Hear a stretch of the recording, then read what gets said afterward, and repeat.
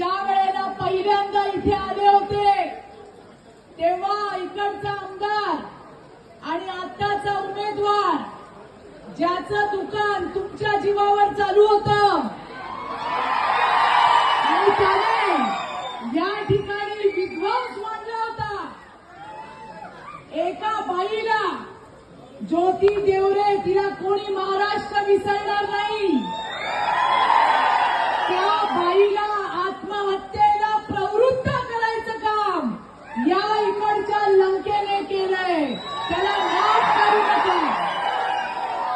doctor दिली होती, doctor, त्या उंदरेताई, ती अडसूळताई, त्यांना भर लोकांच्या समोर जे शब्द वापरले